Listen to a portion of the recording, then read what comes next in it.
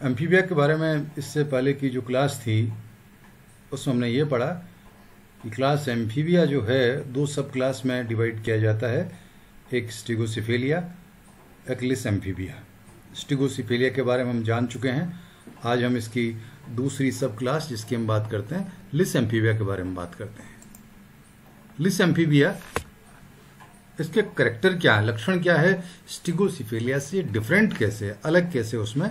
तो हमने जो पढ़ा कि स्टिगोसिफेलिया में 5 डिजिट होती है, त्वचा सल्क एवं मस्तिष्क पट्टिकाओं से युक्त होती है। यहाँ चर्मिल या डर्मिल कंकाल रहित होती है, दांत छोटे व साधारण होते हैं। यहाँ जिसकी हम बात कर रहे हैं कंकाल रहित कुछ नहीं है। यहाँ जो आपको अस्थिल पट्टिकाओं से जो कंकाल नजर आ रहा है वो यह लिस एम्फीबिया के एनिमल में आपको नजर नहीं आएगा। दांत छोटे होंगे, वो साधारण होंगे। ये लिस एम्फीबिया के जो प्राणी हैं अभी प्रेजेंट में जो है, इन प्राणियों को 3 ऑर्डर में डिवाइड किया गया। साइंटिस्ट जी किंग्सले नोबल ने अपने 1924 में जो एम्फीबिया का क्लासिफिकेशन दिया था उसमें लिस एम्फीबिया को, जो वर्तमान में जो प्राणी हैं उनको 3 ऑर्डर में डिवाइड किया है। एक एपोडा, या जिम्नोफिनो, कोडेटा और यूरोडेला, या जिसे हम कहते एन्यूरा और सेलेंसिया। ये जो एपोडा है इसके जो करेक्टर हैं वो हैं ये कि एपोडा के जो एनिमल होते हैं वो लिम्ब नहीं होते वहाँ पर, जिन्हें हम पादहीन कहते हैं, दृष्टिहीन होते हैं, क्रमी रूप संरचना है, पूंछ छोटी अनुपस्थित होती है। कुछ में डर्मल स्केल पाए जाते हैं लेकिन त्वचा में एम्बेडेड होते हैं। त्वचा अनुप्रस्थ रूप से झुर्रीदार होती है। पाद और गर्डल दोनों एब्सेंट है यहाँ पर। नर में बाहर निकलने वाले मेथुनांग होते हैं। क्लोएका टर्मिनल होती है, आगे की तरफ नहीं। क्लोएका जिसे हम बात करते हैं टर्मिनल होती है। इसका जो उदाहरण है वो है इक्थियोपिस। हम ऐसे समझ सकते हैं तीनों को।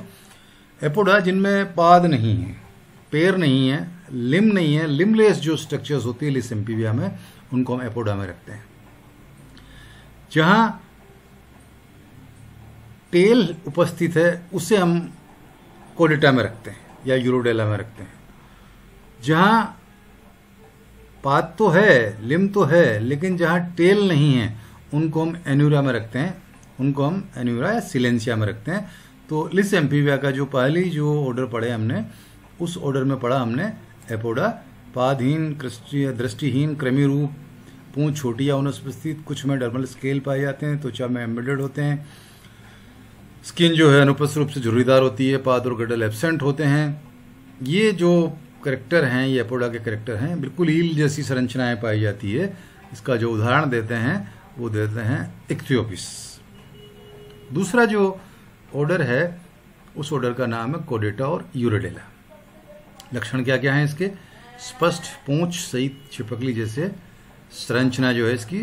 आपको टेल विजिबल नजर आएगी, जैसे लिजर्ड में देखते हैं वैसी आपको टेल नजर आएगी। पाद 2 जोड़ी मगर दुर्बल होते हैं। त्वचा पर स्केल्स व कानों में टिम्पेनम एब्सेंट होता है। नर मेथुनांगों से रहित होता है। लार्वा वयस्क जैसा वह दांत युक्त होता है। ये जो करेक्टर हैं, ये जो लक्षण हैं, ये कोडेटा और यूरोडेला के लक्षण हैं।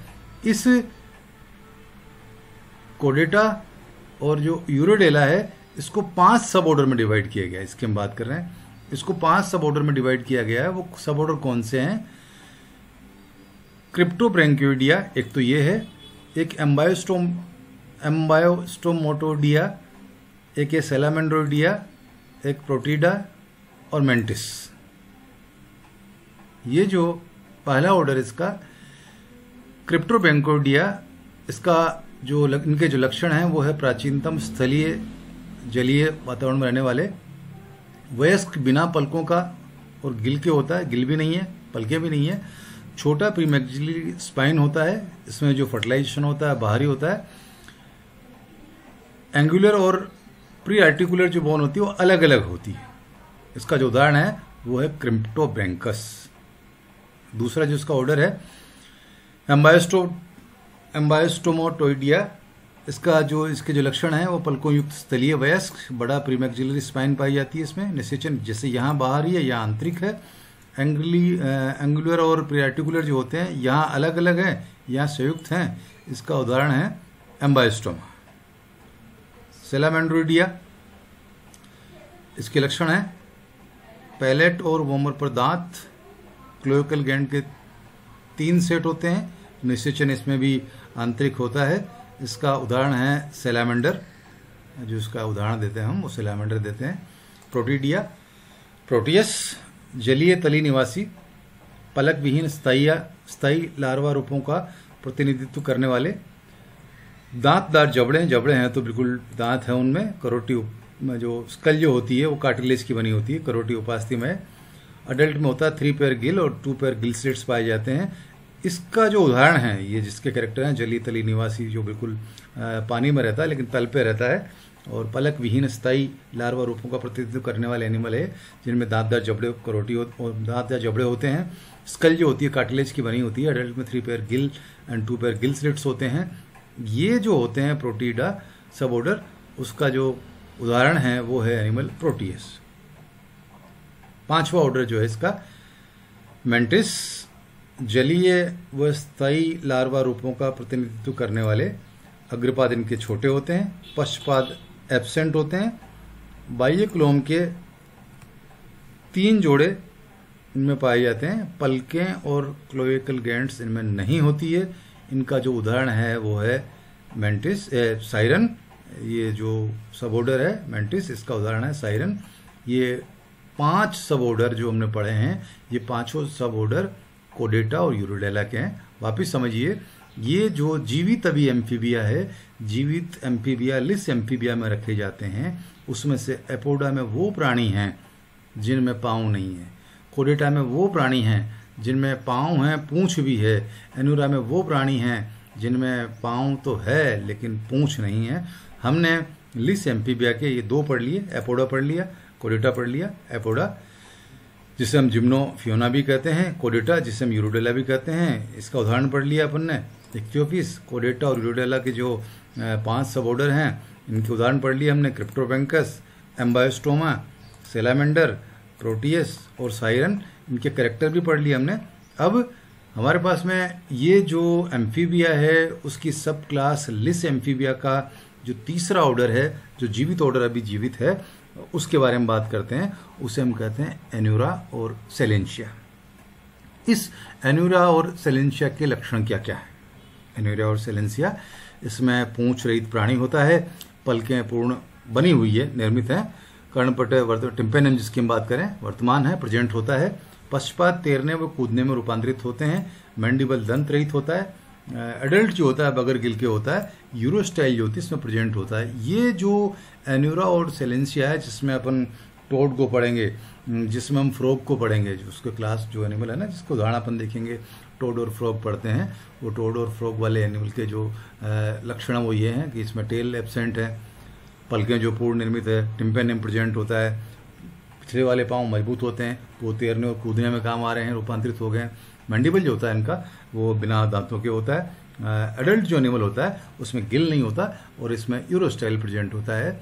इस एन्यूरा को, ये जो ऑर्डर एन्यूरा है, उसको 5 सब ऑर्डर में डिवाइड किया है। एक है एम्फीसिला, दूसरा है ओफिस्तोसिला, तीसरा है एनोमोसिला, चौथा है प्रोसिला और 5वां है डिप्लोसियोसिला। अब डिप्लोसियोसिला, प्रोसिला, एनोमोसिला, ओफिस्तोसिला और एम्फीसिला, ये जो 5 ऑर्डर हैं, उस 5 ऑर्डर के उदाहरण क्या क्या हैं और उनके लक्षण क्या क्या हैं। सबसे पहले एम्फीसिला को देखें। एम्फीसिला में जो वर्टिब्री होती है वो एम्फीसिलस होती है। फ्री रिब्स होती है, स्वतंत्र पसलियां होती है, जिसमें 2 रेजिडुअल दुम पेशियां पाई जाती है। इसमें इंटरनल फर्टिलाइजेशन पाया जाता है। इसका उदाहरण है वो है एस्केपस। ओफिस्तोसिला, इसमें जो वर्टिब्री होती है या कशेरुकाएं जो होती है, वो एम्फीसिलस नहीं होके ओफिस्तोसिलस होती है। इसमें छोटे स्कूलोपरा होते हैं और एडल्ट जो होता है उसमें रिब्स फ्री होती है, स्वतंत्र होती है। वयस्क में पसलियां स्वतंत्र होती है। इसका जो उदाहरण पढ़ते हैं वो हम पढ़ते हैं एलाइटिस। एनोमोसिला, इसका जो 5वां सब ऑर्डर है एनोमोसिला, उसके जो लक्षण है वो है जो वर्टिब्री है या न तो एम्फीसिलस है न ओफिस्तोसिलस है। यहाँ वर्टिब्री या कशेरुकाएं जो होती है वो प्रोटोसिलस होती है। स्वतंत्र पसलियां यहाँ अनुपस्थित होती है और ऊपरी जबड़ा जो होता है इनका दांत युक्त होता है। जो दांत पाए जाते हैं वो लोअर जा में नहीं पाए जाते, अपर जा में पाए जाते हैं। एनामोसोला के एनिमल में, और इसका जो उदाहरण है वो है पेलोबेटस। यहाँ पर देखिए ना, ये देख रहे हैं, ये इसका उदाहरण है पेलोबेटस। आगे चलें, चौथा जो सब ऑर्डर यहाँ जिसके बाद एन्यूरा का जो चौथा सब ऑर्डर है वो है प्रोसिला। प्रोसिला में जो वर्टिब्री होती है वो प्रोटोसिलस होती है, स्वतंत्र पसलियाँ नहीं होती है।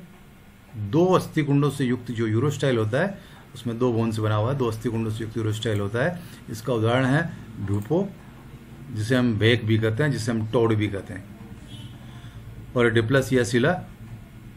इसके जो लक्षण हैं कि इसकी जो प्रथम जो 7 जो वर्टिब्री हैं, वर्टिब्री में अंतर हो गया, देखो यहाँ अलग अलग पढ़ रहे थे, यहाँ प्रथम जो 7 जो वर्टिब्री हैं वो प्रोटोसिलस होती है, 8वां एम्फिसिलस व 9वां कशेरुक का सेक्रल अग्रतल पर उत्तल और पश्चल पर 2 अस्थिकुंडों सहित होता है। रिब्स इसमें एब्सेंट होती है। इसका जो उदाहरण पढ़ते हैं हम, वो पढ़ते हैं मेंढक या राना। तो हमने ये जो लिस एम्फीबिया के एनिमल पढ़े हैं, लिस एम्फीबिया का क्लासिफिकेशन पढ़ा है, उसमें हमने ये पढ़ा है कि एम्फीबिया का ये जो क्लासिफिकेशन किया गया है जी किंग्सले नोबल ने, उसकी 2 क्लास है, सब क्लास स्टिगोसिफेलिया, लिस एम्फीबिया, स्टिगोसिफेलिया विलुप्त हैं, उसे हम कल की क्लास में पढ़ चुके हैं। लिस एम्फीबिया जो है अभी जीवित जो प्राणी है वो लिस एम्फीबिया के, उसके 3 ऑर्डर होते हैं, एपोडा, कोडेटा और एन्यूरा, जिसे हम एपोडा को जिम्नोफियोना भी कहते हैं, कोडेटा को हम यूरोडेला भी कहते हैं, एन्यूरा को हम सिलेंसिया भी कहते हैं। उनके लक्षण ये हैं, एपोडा जिनमें पाँव नहीं हैं, जिनका एक ही उदाहरण है इक्तियोफिस। कोडेटा और यूरोडेला के जो एनिमल हैं उसमें टेल नहीं है। इसका जो उदाहरण पढ़ते हैं हमने ये देखा यहाँ पे, क्रिप्टोपेंकस, एम्बायोस्टोमा, सेलामेंडर, प्रोटियस और साइरन। और ये तीसरी जो इसमें ऑर्डर है एन्यूरा, जिसे हम सेलिंशिया भी कहते हैं। इसके जो लक्षण ये हैं कि इसमें लिम्ब तो उपस्थित है लेकिन यहाँ टेल एब्सेंट है, पूंछ रहित प्राणी पाए जाते हैं, ये यूरोस्टाइल प्रेजेंट होता है। इसके जो 5 सब ऑर्डर हैं, उन 5 सब ऑर्डर में एम्फोसिला, ऑपिस्तोसिला, एनोमोसिला, प्रोसिला और डिप्लेसियोसिला, इनके जो उदाहरण हैं एनिमल इन ऑर्डर के, वो है स्केपस, एलाइटस, पेलोबेटस, ब्यूफो और राना। ये एम्फीबिया का क्लासिफिकेशन हमने आज पढ़ा है। आगे आने वाली क्लास में जो हम क्लासिफिकेशन पढ़ेंगे वो रेप्टाइल्स का क्लासिफिकेशन होंगे। अब मैंने जो पहले इस क्लास में बात बताई कि एम्फीबिया के जो एनिमल्स पहली बार वो प्राणी हैं जो एक्वेटिक एनवायरनमेंट से टेरेस्ट्रियल एनवायरनमेंट में आ रहे हैं, जो जलीय वातावरण से स्थलीय वातावरण में आ रहे हैं। जलीय वातावरण से स्थलीय वातावरण में आने के लिए नेचर ने इनमें जो एडेप्टेशन डेवलप किए हैं उसके बारे में हम पिछली क्लास में जान चुके हैं। उसी बारे में बात कर रहा हूँ जो इनमें नहीं है, कि इनमें वापस जनन के समय इन प्राणियों को एक्वेटिक एनवायरनमेंट में आना ही पड़ता है, क्योंकि निषेचन जो होता है, जनन जो होता है वो एक्सटर्नल हो रहा है और एक्वेटिक एनवायरनमेंट में होता है। इसलिए एम्फीबिया के प्राणी एक्वेटिक एनवायरनमेंट से बहुत ज़्यादा दूर तक और बहुत दिनों तक बाहर नहीं रह सकते। प्रजनन के लिए वापस इनको एक्वेटिक एनवायरनमेंट में आना ही पड़ता है। क्योंकि ये समस्या इन एनिमल्स के साथ में है, कुदरत नेचर इसको ज़्यादा अच्छे तरीके से समझती है। तो आगे आने वाली जो एनिमल्स पढ़ेंगे हम, आगे आने वाली जो क्लास पढ़ेंगे उसमें हम देखते हैं कि ये वापस टेरेस्ट्रियल एनवायरनमेंट से वापस एक्वेटिक एनवायरनमेंट में प्रजनन के समय आने वाली जो इनकी जो परेशानी है उससे उबरने के लिए नेचर ने इनमें कौन सी चीज़ें स्थापित की है, ऐसे कौन से एनिमल का निर्माण किया है, ऐसी कौन सी संरचनाओं को बनाया है, वो हम आगे आने वाली क्लास में पढ़ेंगे। आज की क्लास में हमने ये पढ़ना था कि एम्फीबिया का क्लासिफिकेशन क्या है, और एम्फीबिया का क्लासिफिकेशन हमने आज पढ़ा है। आगे आने वाली क्लास में हम रेप्टिलिया का क्लासिफिकेशन पढ़ेंगे।